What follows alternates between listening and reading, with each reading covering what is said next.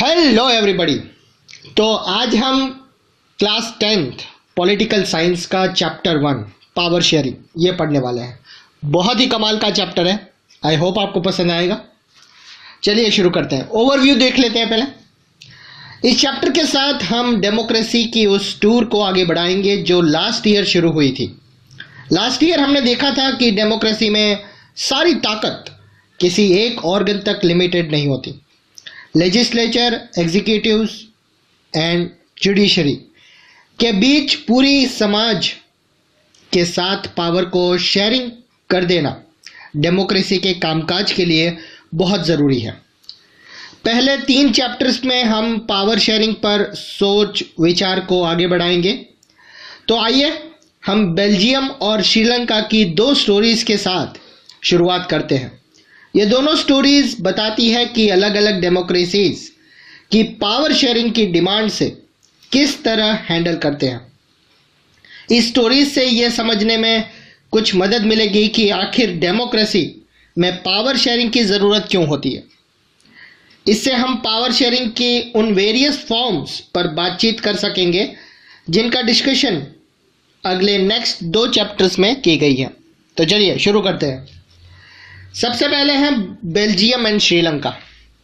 Belgium Europe की एक छोटी सी कंट्री है, एरिया में हमारे हरियाणा स्टेट से भी छोटा।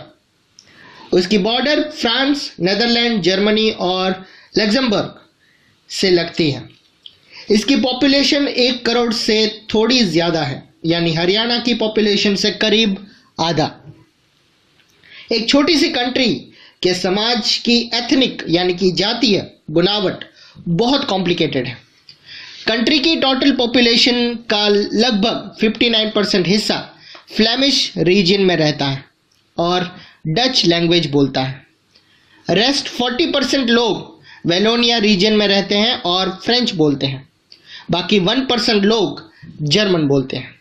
तो आप समझ गए, डच लैंग्वेज बोलने वालों की संख्या है 59%, फ्रेंच बोलने वाले लोगों की परसेंटेज है 40% और 1% लोग जर्मन बोलते हैं।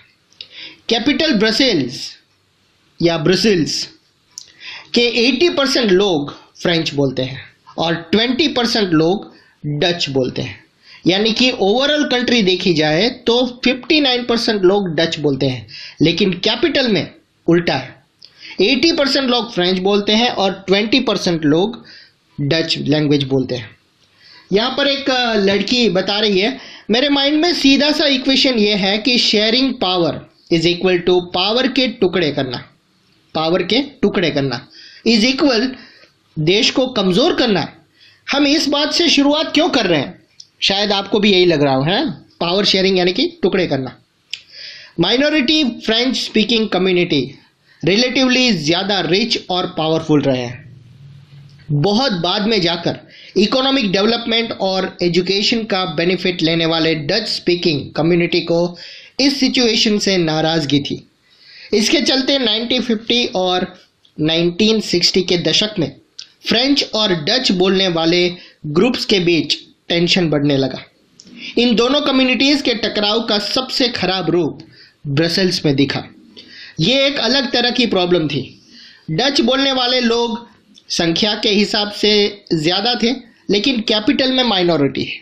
ओवरऑल कंट्री में देखा जाए तो पॉपुलेशन ज़्यादा, लेकिन कैपिटल में यानी कि ब्रसेल्स में उनकी पॉपुलेशन कम। Now let us compare this to the situation in other country.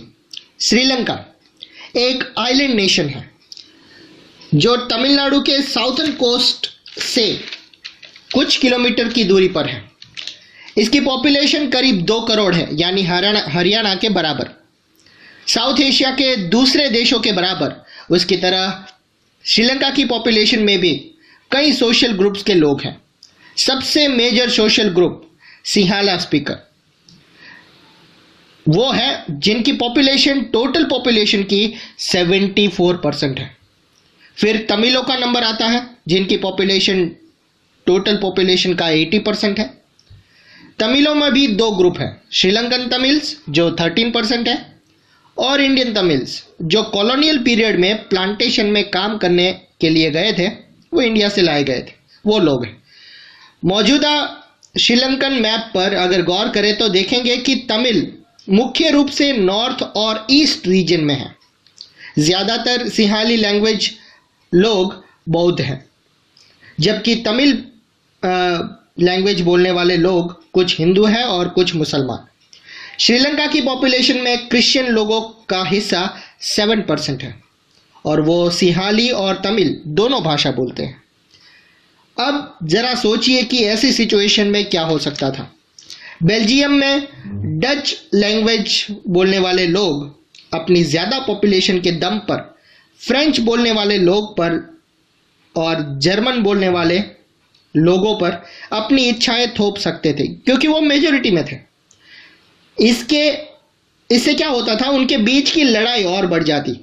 Possible था कि इससे देश बढ़ जाता और ब्रसेल्स पर दोनों साइड अपना अपना क्लेम करते। श्रीलंका में सिंहाला कम्युनिटी मेजॉरिटी में थी और लोग पूरे देश में अपनी मनमानी चला सकते थे। आइए अब देखें कि असल में दोनों देशों में क्या क्या हुआ।